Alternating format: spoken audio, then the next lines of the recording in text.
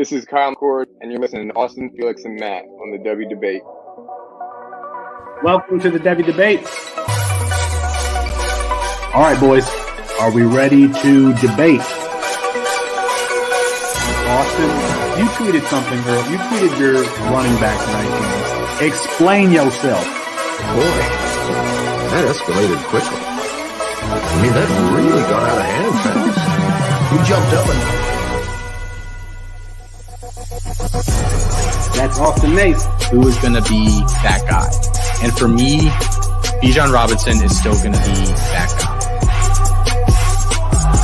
Back to the ground with Robinson, who spins and then tries to bounce it. A stiff arm, another one as he rides it, keeps his balance. They're going to say he stepped out, but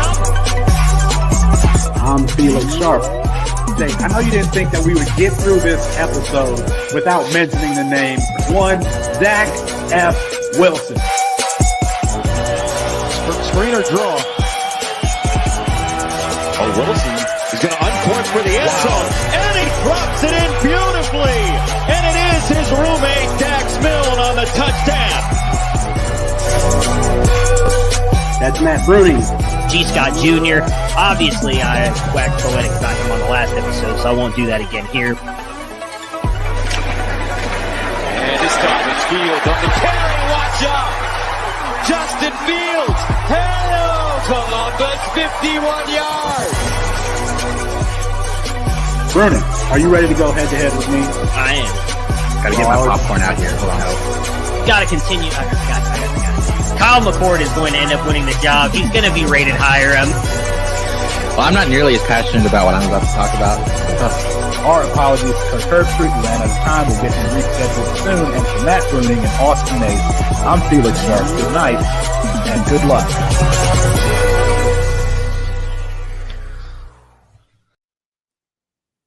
Chris, I think one of the things I'm proudest of that we've done around here is just how often we give folks tomorrow's newspaper, whether it be Marvin Harrison Jr. or Quinn Ewers or Michael Penix Jr.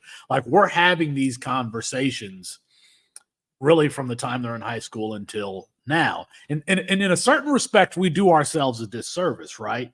Because, you know, this audience, we don't need to talk about Michael Penix Jr. We've done that since 2020. I think the very first episode of Campus Life, Colin was talking about coming on Devy Debate. That was before we started Campus Again. He was talking about coming on Devy Debate and having a conversation about Michael Penix Jr., whether or not I was overhyping him. I think the point that I'm making is that we have these conversations about these players, and then we just kind of move on until the next thing. And then, you know, the dynasty community catches up with these players, and then they want to have conversations that we had 2.5 years ago. And I almost have to go back and remember, you know, what it is our analysis was and what it is that we said, because we kind of moved. I'm trying to figure out if Tyler Brown is any good, you know, like that's what I'm thinking about now. Like, this class, this 2024 class, not really thinking about it anymore. We are going to get into a 2024 rookie mock draft here later on. Khari Demos from Matt Waldman RSP site and podcast with him. He's going to join us for that.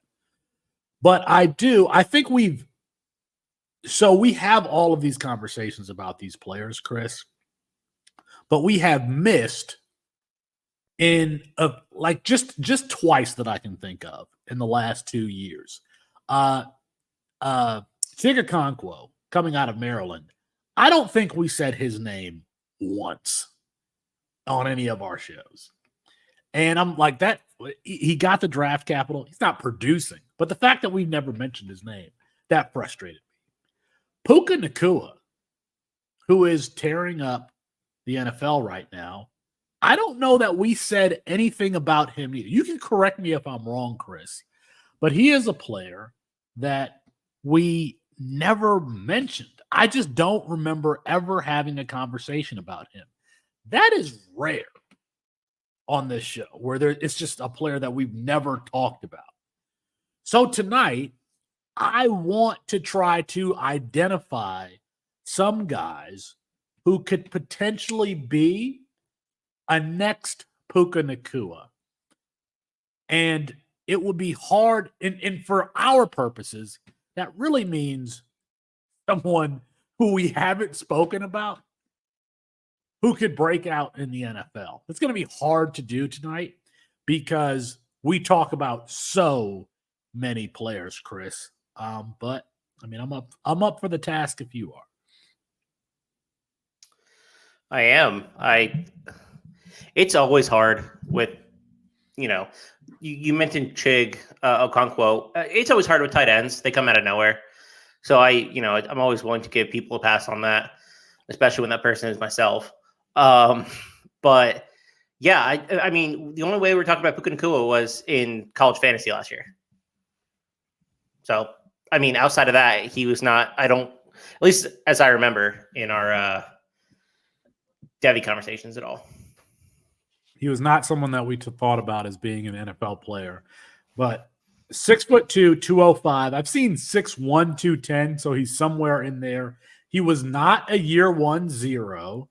And then his last 2 years at BYU got a lot of rushing attempts. So, a stoutly built guy who showed some versatility, surpassed the year 1-0 thresholds as a freshman at Washington in 2019. Okay, I think I can work with that. The hard thing that will be here tonight is like just talking about players that we have not talked before. But this is where I want to start this conversation. And again, this is hard to do. So can't be a year 1-0 ideal size. Oh, God. I feel like I'm going to talk about some players who aren't good at football, but these are all college football players playing at a high level. They're good football players. But what about Ricky Parasol? 6'1", 190. He, again, not a year 1-0. I think we saw the highlight a few weeks ago of him making the Odell Beckham Jr. catch. He's been like steady and reliable, but nothing spectacular here in his fifth year. I don't know, Ricky Parasol. What do you think? So here's the thing about Puka that I think he was the year before we were doing stuff. He was 2019 class.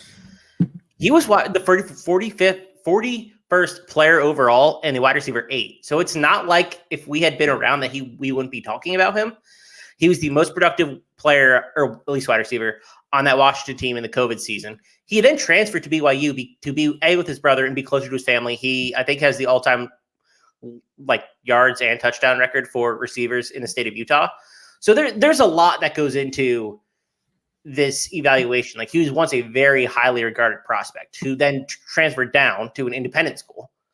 So what kind of player fits that profile is a good question. And who's someone that we haven't talked about is pretty tough.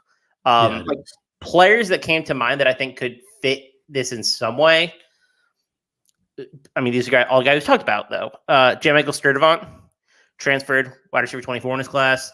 Adonai Mitchell transferred. We've talked about him a lot. Adonai Mitchell was one that I thought about also, yeah.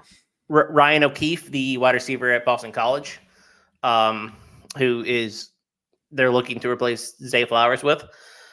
You know who I think it would have been, though? And this is someone we talked about, but I think we're just more in tune than where we were. And the community is probably 2 or 3 years ago. It would have been Tez Walker. That's who it would have been.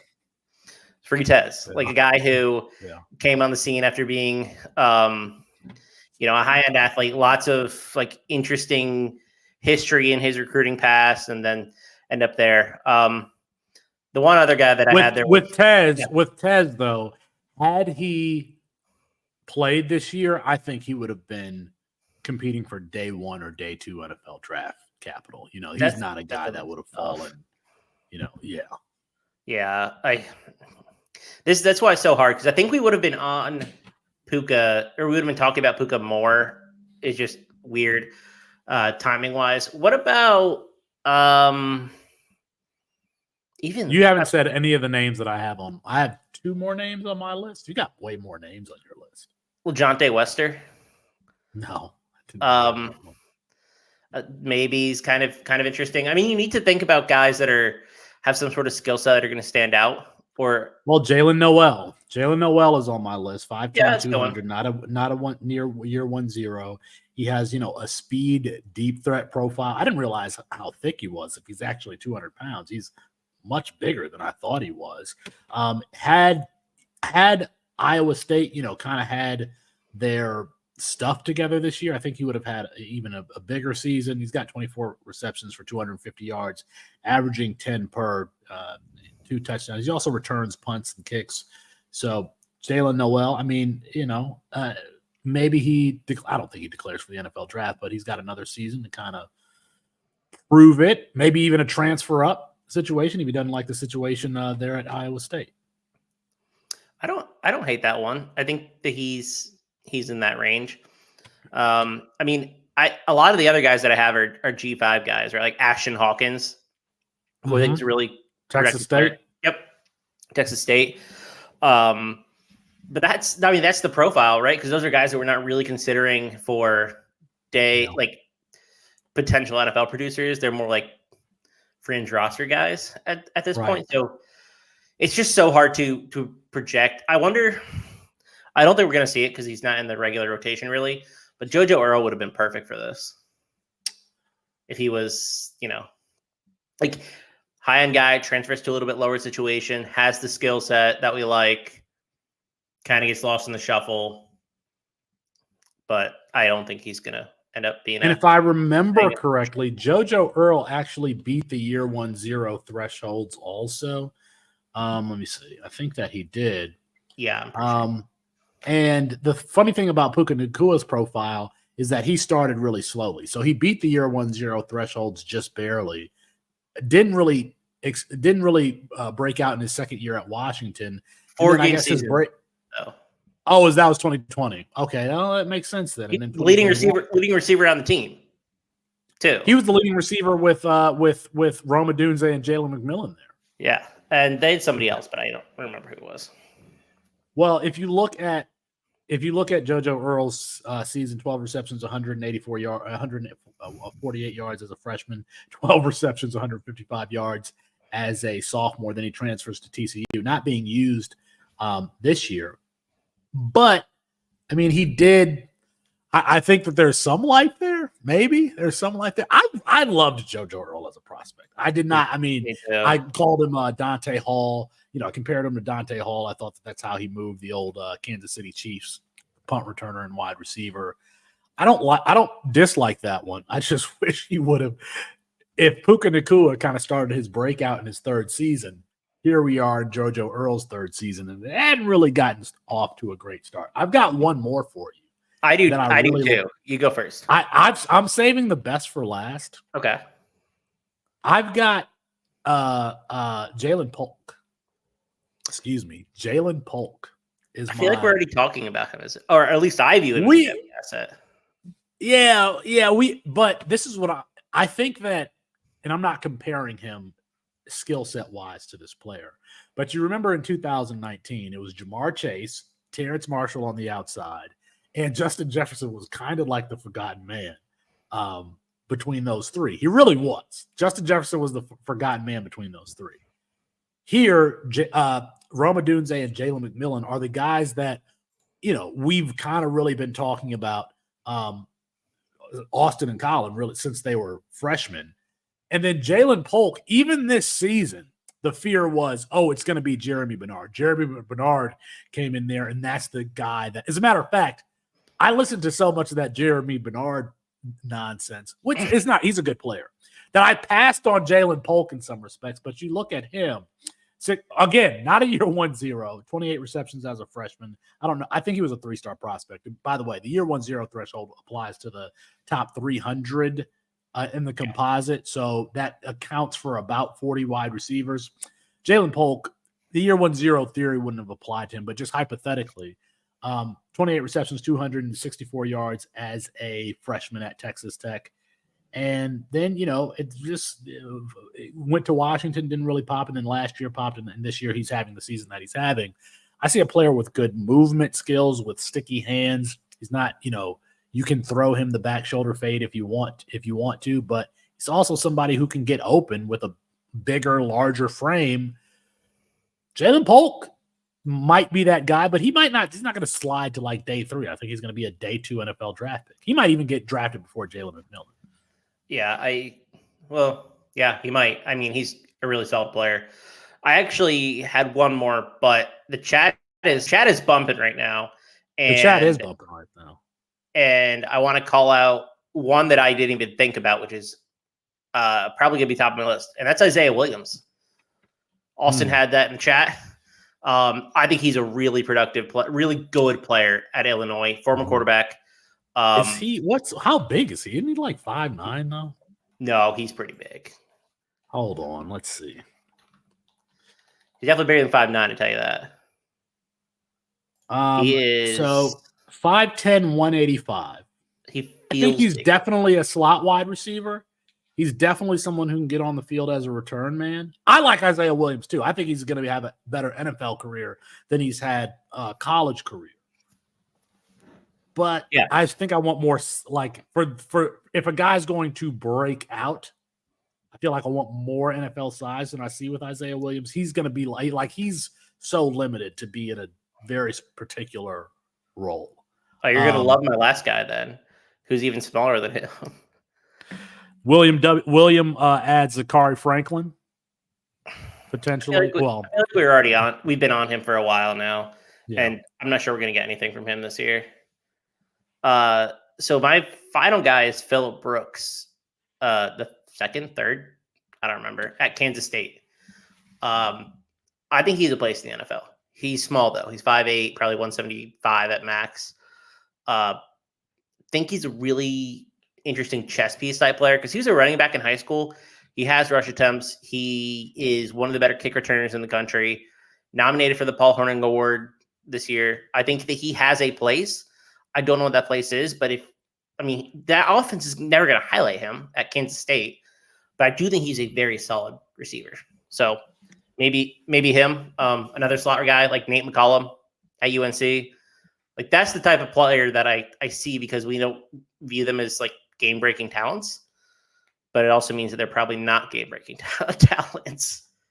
Austin, who we fired from the show today for load management reasons. He was just on too many podcasts last week, but he is in the chat. Some other candidates, Daniel George, you mentioned Isaiah Williams, Luke McCaffrey, Donovan Green, and Xavier Henderson. I remember Donovan Green playing in this shootout with Sam Hartman, which feels like it was 10 years ago.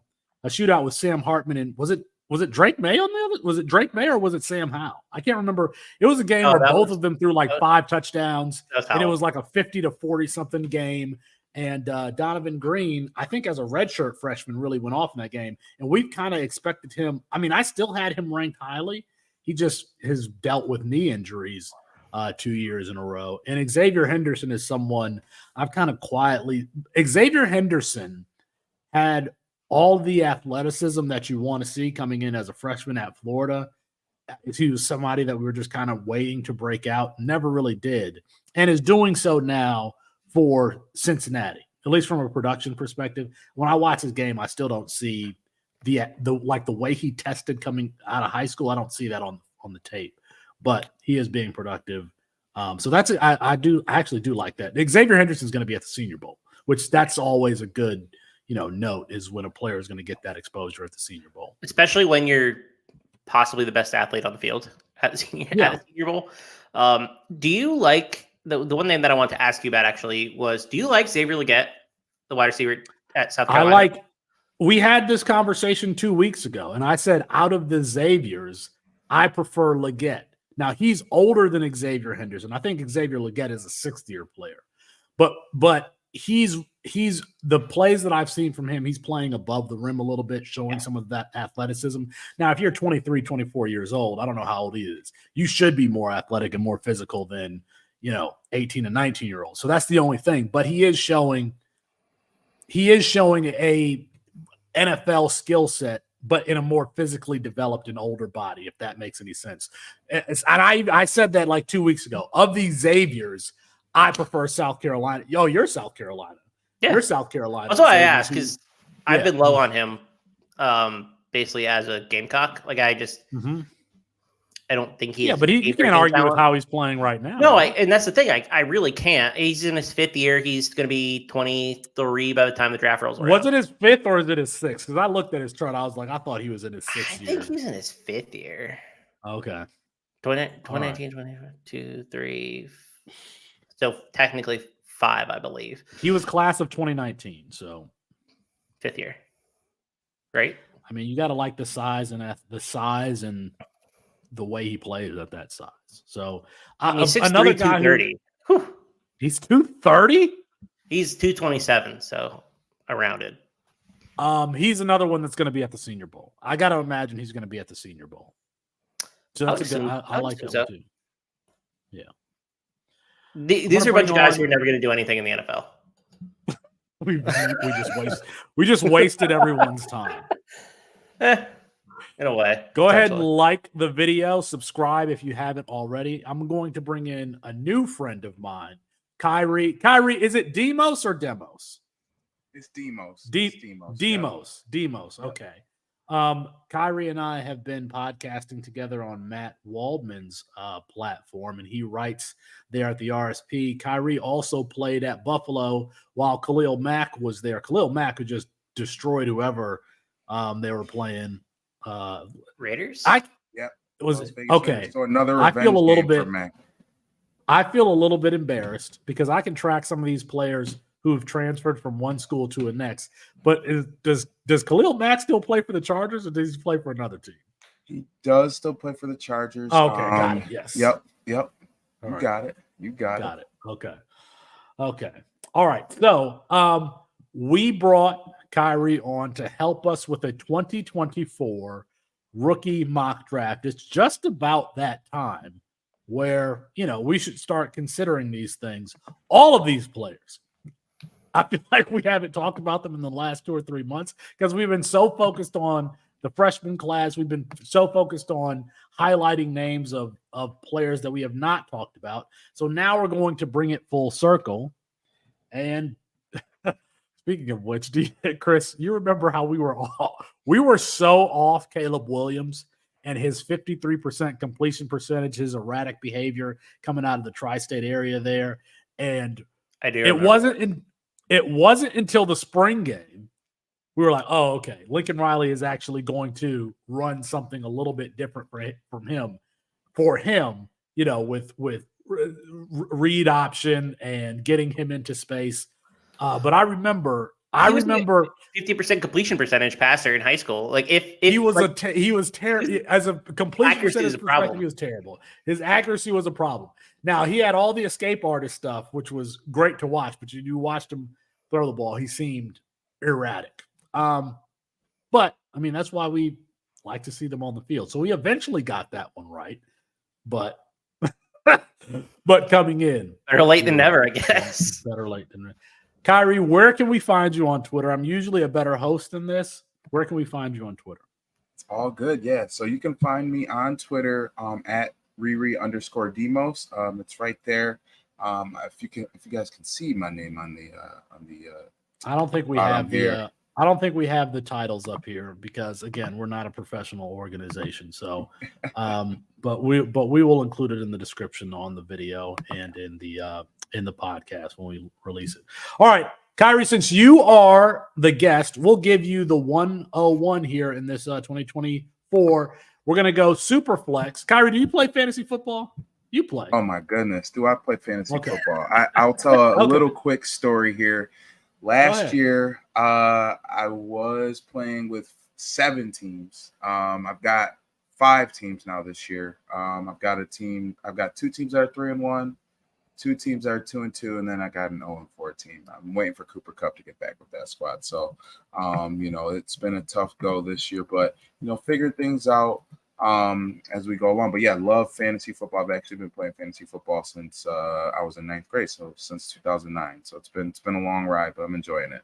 Well, we would love to get you indoctrinated in our world so we can have a new C2C player. All right, Khari, since you are the guest.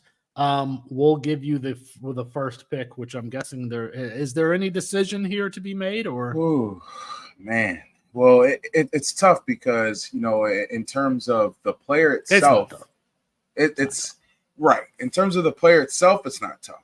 I just think in terms of the optics and, obviously with this team projected to have the top 2 picks in the draft. And, again, as me being an Ohio State fan and, I know internally my heart is torn, but my brain definitely does not veer too far off with this one. It's got to go Caleb Williams. And I'm so glad you guys led, me to, or in terms of your guys's just a little chat before this, talking about Caleb Williams and his game. And, obviously he's playmaker, highlight reel waiting to happen every game. I mean, obviously the numbers he's putting up now are even better than the start of his Heisman season last year. So, it's really without question who, the number 1 pick should be. Now, if the Bears actually pull the trigger on this, we'll actually see about that. But I think, just knowing the type of talent that Caleb Williams is, maybe they do deal him. Maybe the Bears do deal. Maybe the Bears do deal Justin Fields, by the time, the draft comes around next spring. But I think it's an easy pick. Caleb Williams to me is every bit of the prospect that I think everybody thought Kyler Murray could be, but with 3 inches of height in terms of, his escapability, arm strength, things like that. I think Caleb Williams is a franchise changer, and, we'll see if he actually even, enters his name into the ring. I know his father's been teasing the fact that maybe he, picks and chooses where he ends up going, little Eli Manning action. So, but Caleb Williams, I think it's a pretty easy pick in terms of the player, but now we'll see if the Bears actually pull the trigger here. Khari takes Caleb Williams at the 101 here. Chris, is there any argument that Justin Fields is a better quarterback prospect than Caleb Williams? No. I actually think that there's not. What is the argument? I'd love to hear it. Yeah, it's man. Caleb tough. Williams' trump card is playing the chaotic backyard style. I don't know that if he's going. Justin Fields has proven in college and in the NFL that he can play a traditional drop back game if he wants to, and without the rushing and all that stuff. That's the argument. Is he going to play that type of backyard style? Is Caleb Williams going to play that type of backyard style the NFL level with the better athletes, bigger athletes, some defensive tackles who can run him down just as fast as he is? That's the argument.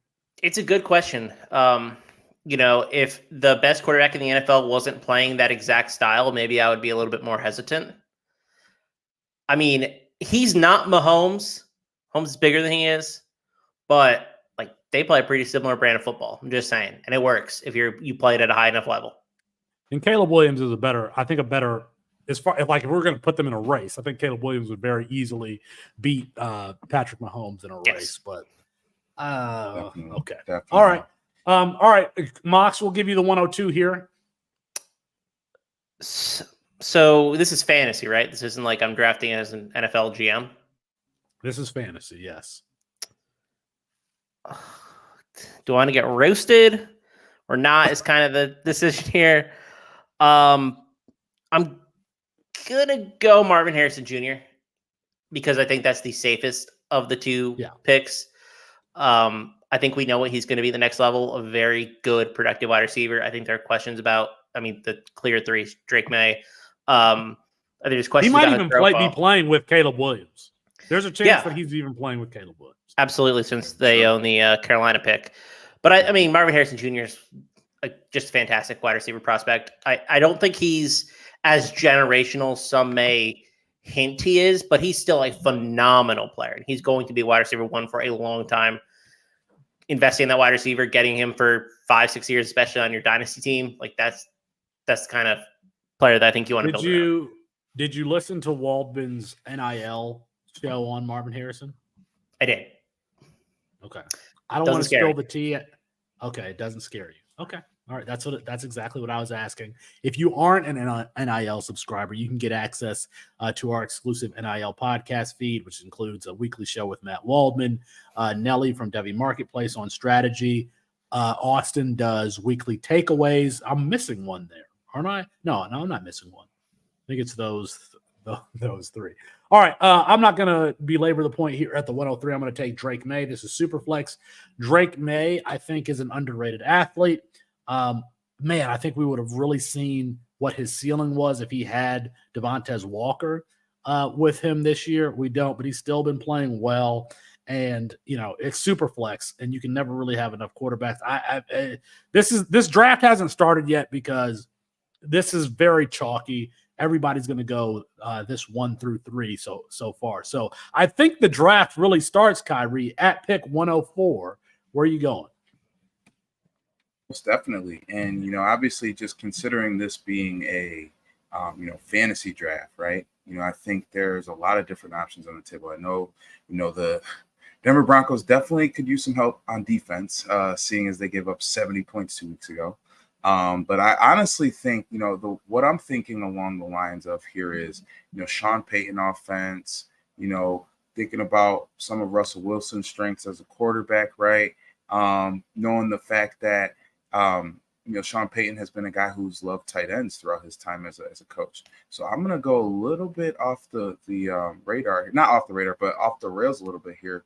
I'm going to go Brock Bowers. I think, the type of talent that he is, at the tight end position, you pair him with a guy like Greg Dulcich, so he comes into a system where, yes, he would most likely be the focal point among those two, but he's got another guy alongside him. He's got a guy that can draw some coverage away from him, which would open him up, which would open, Jerry Jeudy and Cortland Sutton up, as well as, that running game as well with Javonte Williams. So I think Brock Bowers is a pretty safe pick here. I think, knowing the type of talent he is at the college level, I think he's easily going to be that at the NFL level as well. So yeah, I'm going Brock Bowers. Khari, just to clarify, are you looking at something with projected landing spots for these players? Because you've mentioned Brock Bowers with Sean Payton, or do you just think that that's an ideal spot for him? A little of both. I've been seeing obviously Brock Bowers, knowing the type of player he is, he's considered a top 10 pick. But I just think realistically, it makes sense fit wise. And just to be completely honest with you, I think I know the Broncos, on paper, they've had a lot of talent. They've got a lot of talent in terms of skill guys. But those skill guys really haven't necessarily showed up the way that they've, been projected to do so. So I think, in terms of, yes, let's add a skill guy. I mean, he's arguably the best skill guy in this draft. So I think a weapon for Russell Wilson and Sean Payton would, be necessary. You have one objector or intern, JJ, in the chat is saying fade Brock Bowers. We'll have to bring JJ on at some point to explain what he means by that. Chris Moxley, you're at the 105 here. Go ahead. Thought I was going to be able to take Bowers here, which is a bummer. But I'm going to go with my wide receiver 2 in this class, and that's Emeka Puka. I think that Ohio State has a wide receiver 1 and 2 for 2024. Shocker, happens again. He's just a really good all-around player. I think you can build your offense around. Is he the same type of ceiling as Marvin Harrison Jr.? No. But he's still a dang good player. I think he's going to go top 12, top 15 in this draft. And the team that drafts him is going to rely on him as their wide receiver 1 or wide receiver 2.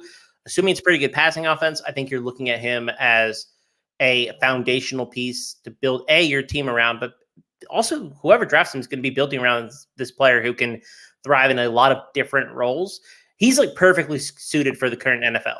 He is the prototype wide receiver that teams seem to be drafting.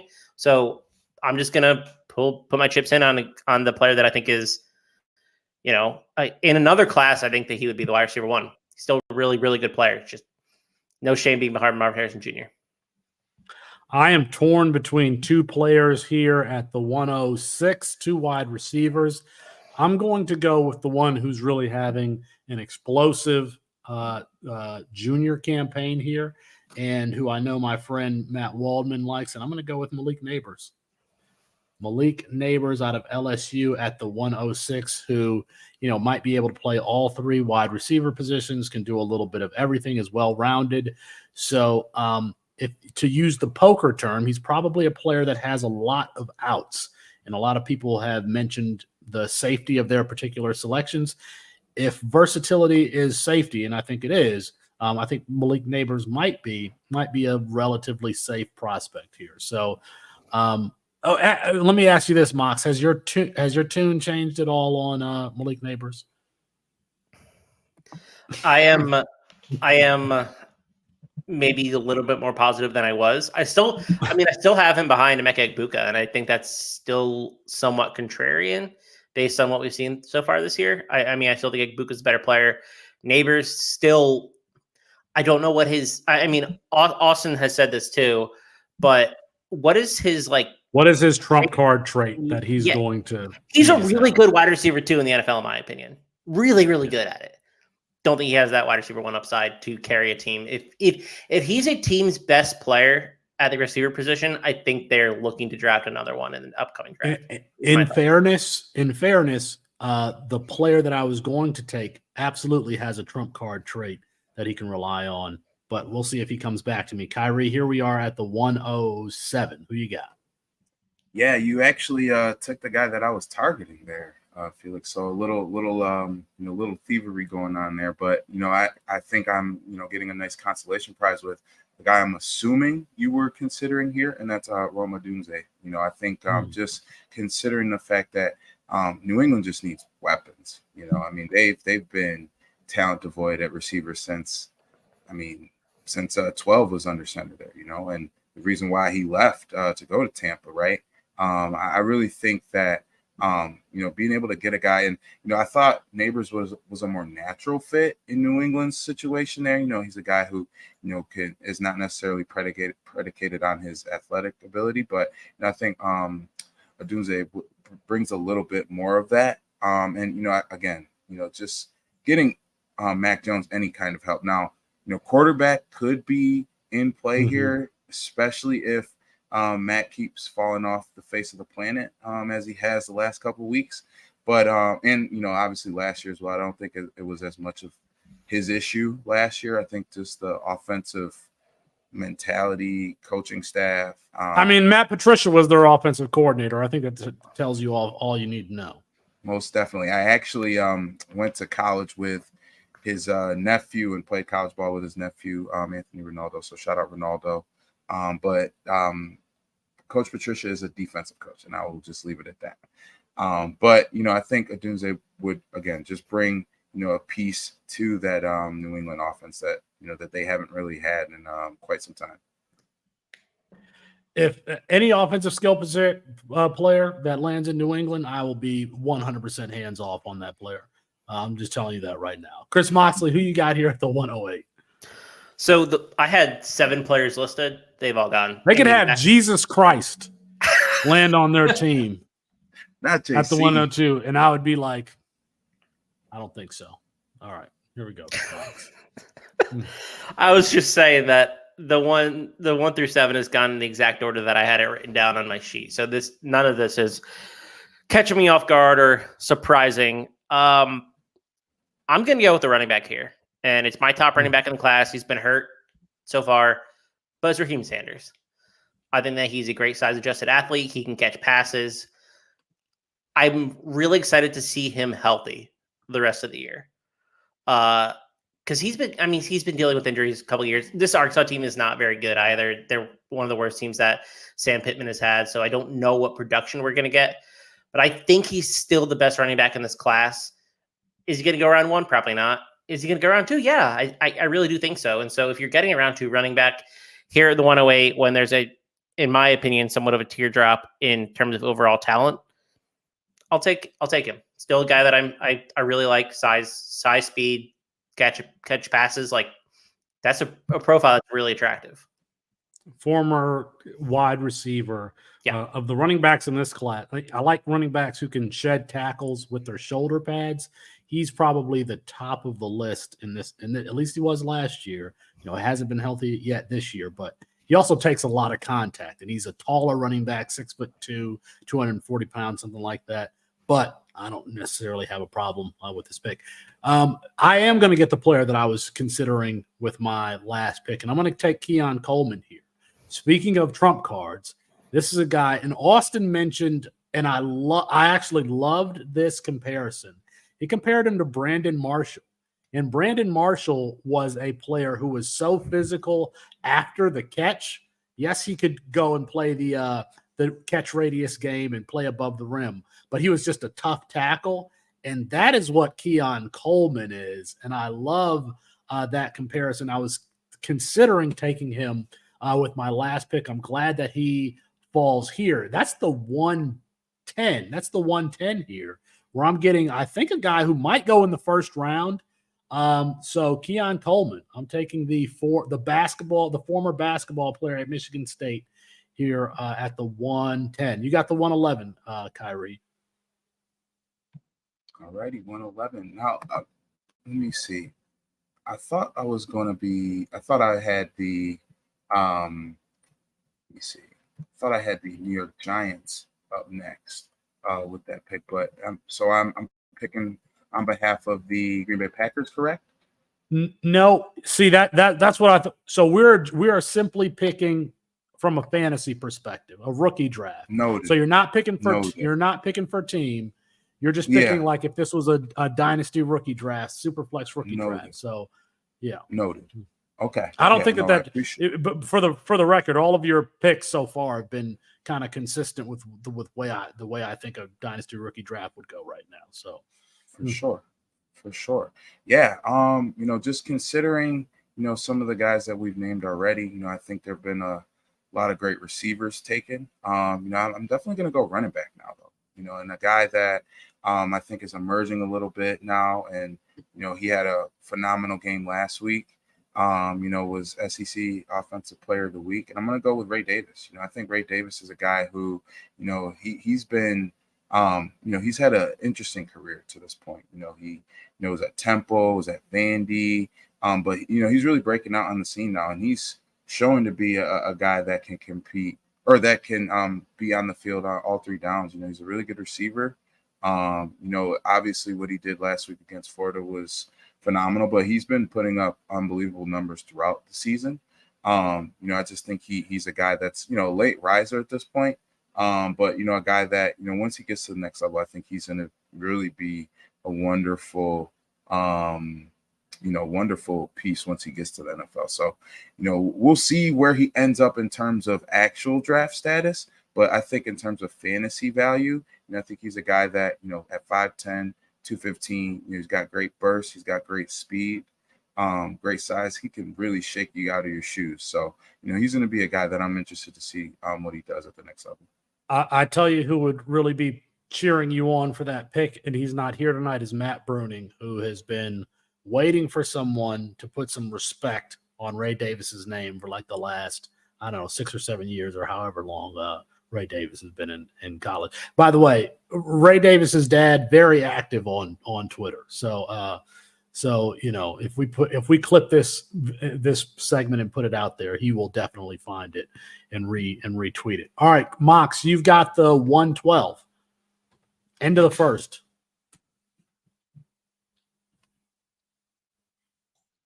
Is this a tight end premium draft?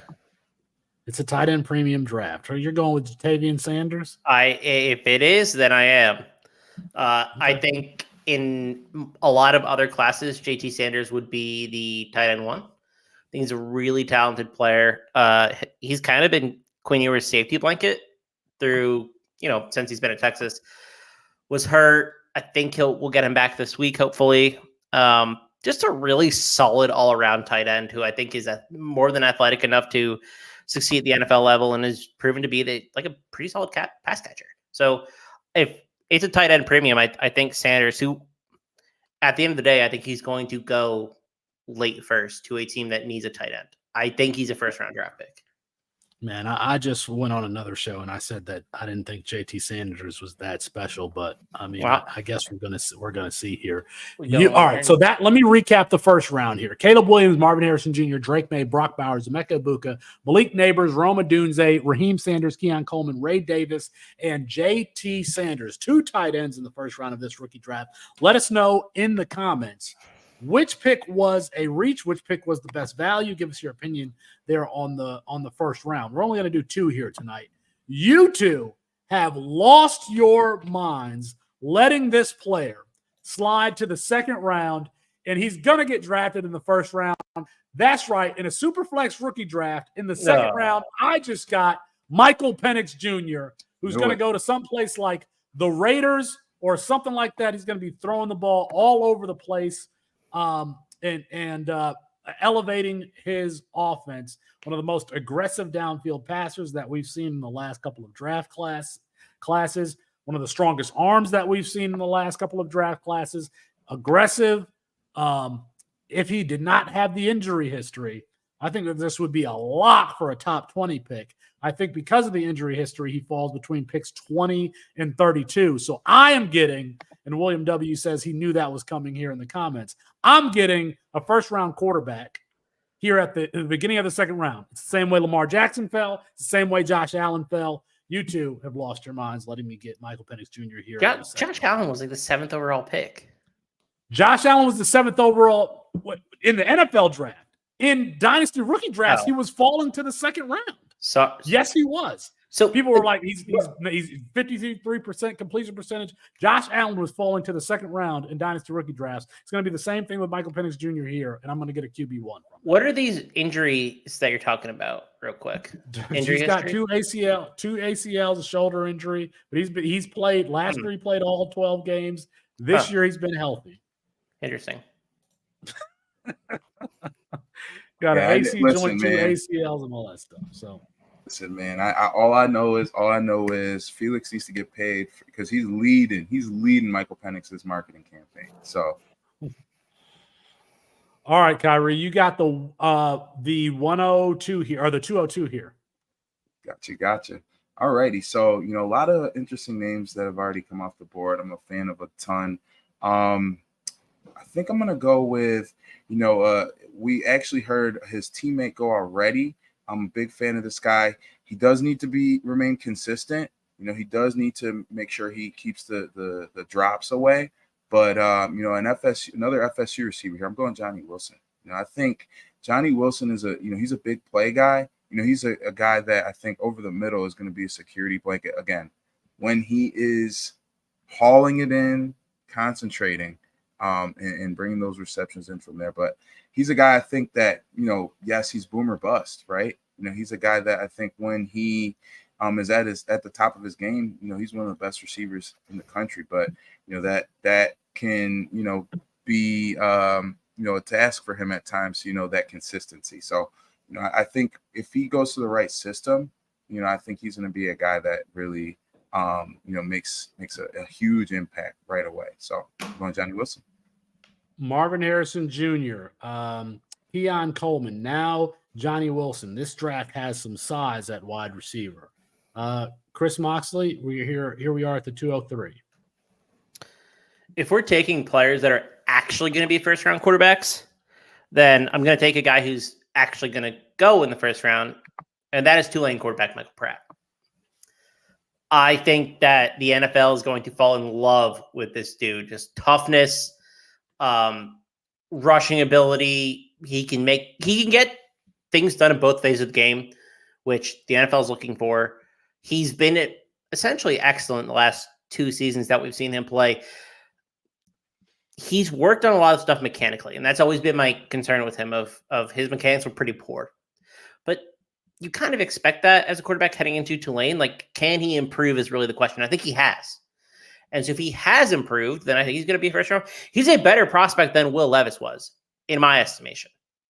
And so if he's a better prospect than Will Levis is, and he's got the size, I think he's going in the first round. So I am happy to take him because I think he has the rushing ability, or at least functional enough rushing ability to make plays happen at the NFL level. So a player that will actually go in the first round, who is not a million years old and in physical therapy all the time. Michael Pratt.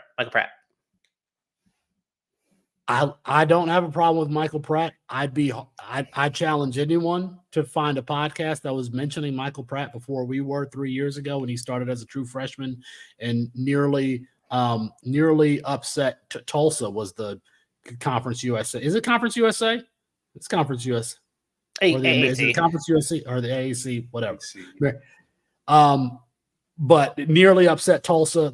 I think that was the year that they had what's the dude's name who was drafted by the Cardinals, the linebacker. Zaven Collins. Yes, Zaven Collins was there. And Michael Pratt nearly upset Tulsa in their own stadium as a true freshman.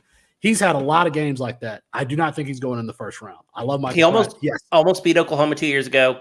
And then beat USC. And then came back and actually beat them. Yes. Well, I see he came back. Caleb Williams was on that team. He didn't play in that game, but he didn't play a lot in that game, but he was on that Oklahoma team, and then Michael Pratt then came back and beat him last year. Caleb Williams killer Michael Pratt. I think if Michael Pratt played it at the Power 5 level, I would say, yeah, he's going to be a first-round NFL draft pick or has a chance because he's a G5 guy. I don't think he has a chance. There were rumors that he was being courted by Alabama. Alabama, right. Alabama. That would have been improvement. Alabama knew their quarterback situation was terrible because there are rumors about Drake May. There are rumors about there was another Michael Pratt and then one other guy. Was it Kyle? It was Kyle McCord? No. Tyler Van Dyke? Tyler Van Dyke. It was Tyler Van Dyke. I knew it was, but that's right. Tyler Van Dyke. All right. Is it my turn here? I'm at I'm killing this draft, guys, because I'm going with Xavier Worthy, who just might go the wide receiver who may actually go in the first round. I don't think that there's any chance that Xavier Worthy falls to the second round of dynasty rookie drafts when we actually have them. I think he's going to go at the end of the first at the very least.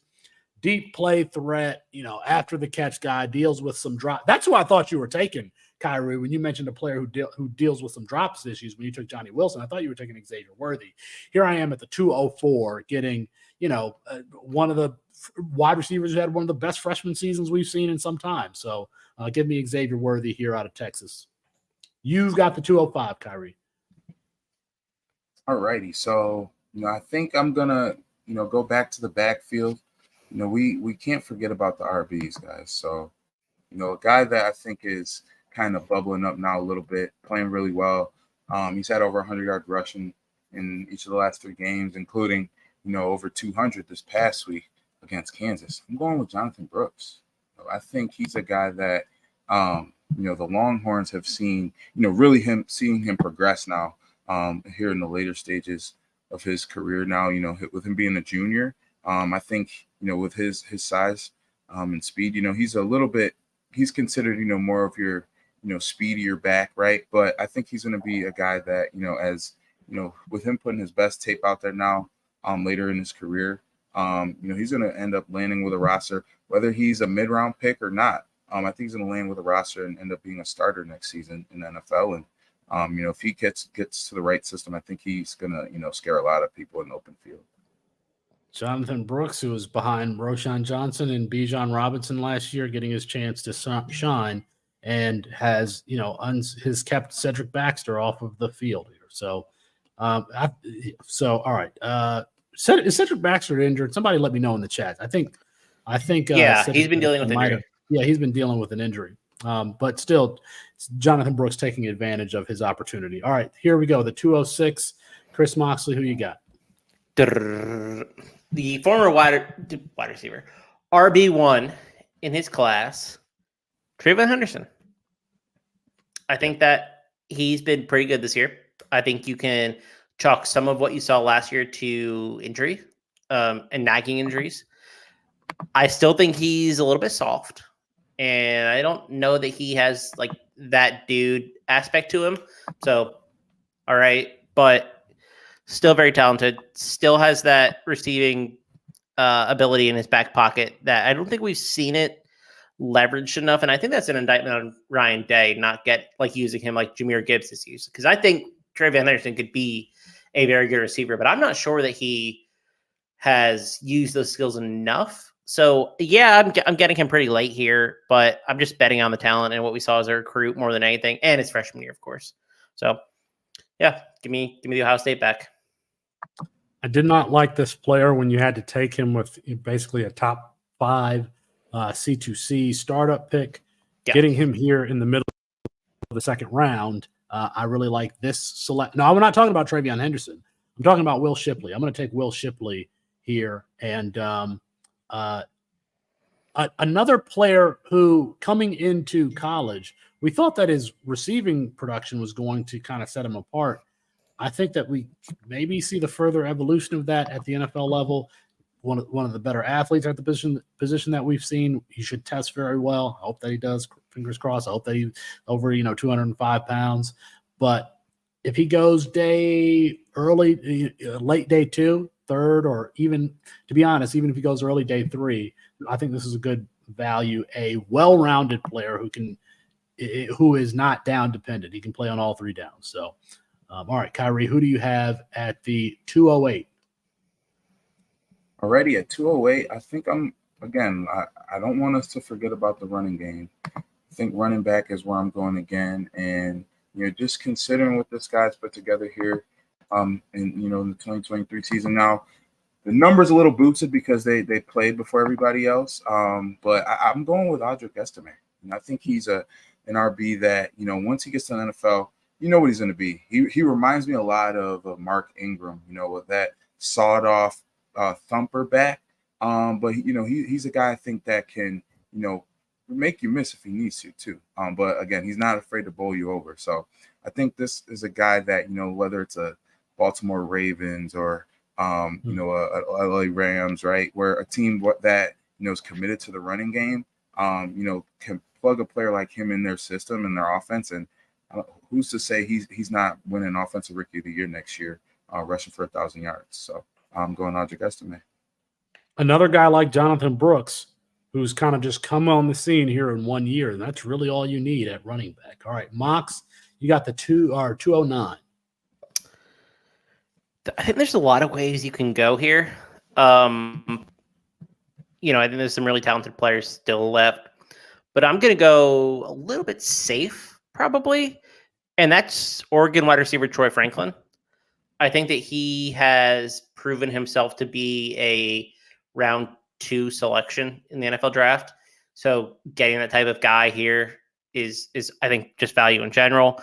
But he's also impressed me a lot this year. Like I was a guy who's skeptical, and I think a lot of people were, just because we didn't know what he was or like how he would be deployed at the next level. And I think that's probably still a little bit of a question. But obviously he can play the ball. That's not a question. I think he is a good player. And I had that same question about Marvin Mims last year. And Marvin Mims in limited snaps has looked pretty good as well. So I'm trying to, I don't want to like self-correct or like overcorrect, but guys who I don't know that they have a clear role but are clearly good at football, I think I'm trying to evaluate them maybe a little bit differently. So yeah, Troy Franklin here, I think is actually a nice value. A lot of good wide receivers in this draft. I'm going to take another one.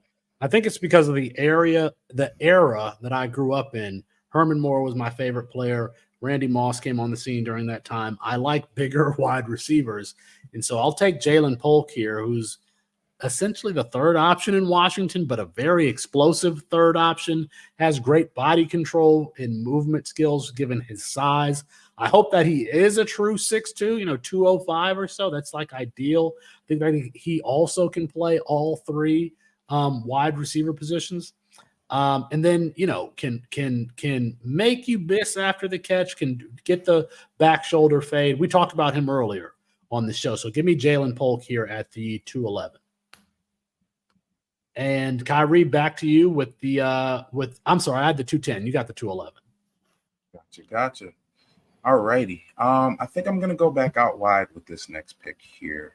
A lot of different options available. I think this is honestly a pretty safe pick also, just considering the position he plays. He plays a lot more in the slot, but has been able to line up out wide as well, and has really just shown that he's just a weapon all around, and you just got to get this guy the ball in space.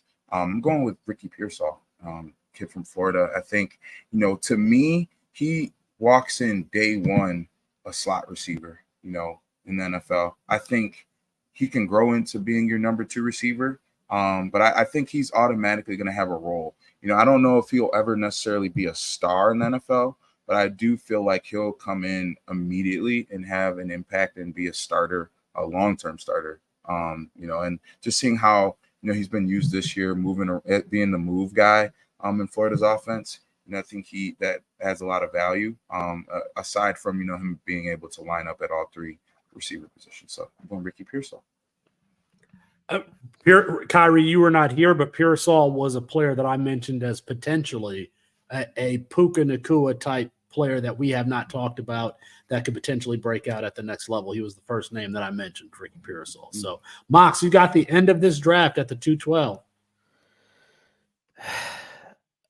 I think there is still what I view as nice value on the board. I was very tempted to go Quinn Ewers here because it's something there's a path to NFL first-round quarterback buzz, but I'm not going to. JJ Parker would love to see that. Yeah, JJ's a hater. I'm gonna go Braylon Allen.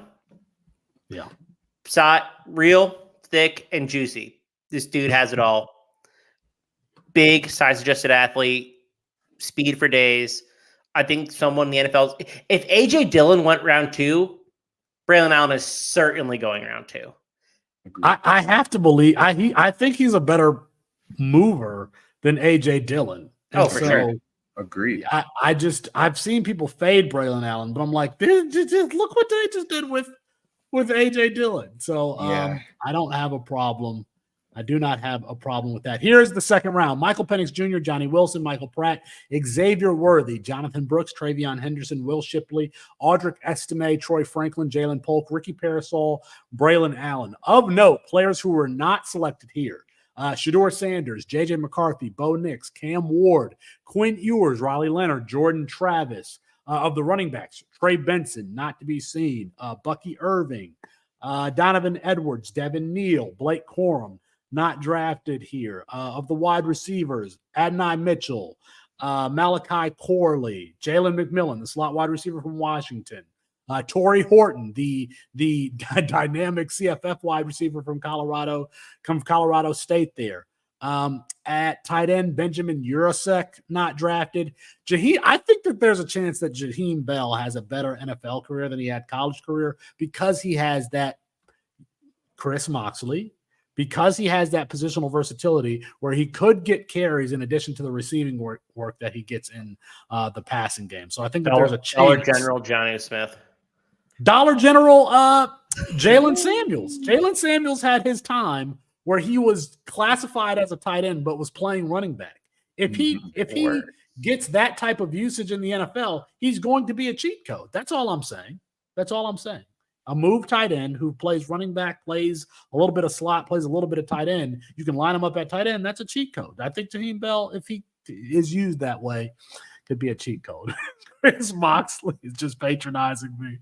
Mox isn't hearing it. Mox is not hearing it. Khari, I appreciate you coming on with us today, man. Again, tell us where we can find you on Twitter. Yeah, so again, at Riri_Demos on Twitter. As Felix mentioned, I'll be sharing more stories on the with my toe in the line column on Matt Waldman's RSP. I've got a couple different guys I'm really excited to talk about from last weekend's games, and of course, a trench battle to watch for this week. So stay tuned there, and we'll definitely be back with the RSP and Campus to Canton connection next week as well. Khari, a former offensive lineman himself, and writes about offensive line prospects. So you can check out his work at MattWaldmanRSP.com. All right, that's going to be our show for tonight. If you haven't already, check out CampusToCanton.com. Of course, check us out Saturday mornings for the tailgate. I think I'm driving this week. I think we kicked Austin out for Saturday also, so I'm driving this week. Make sure the state troopers are out, folks. 10 a.m. to 12, we'll be having fun analyzing the game, again, from a player-centric perspective as opposed to that coach and team-centric, program-centric perspective. All right, that's going to be it for us. Apologies to Kirk Street, who ran out of time. We'll get him rescheduled soon. For Khari Demos, Chris Moxley, I'm Felix Sharp. Good night and good luck.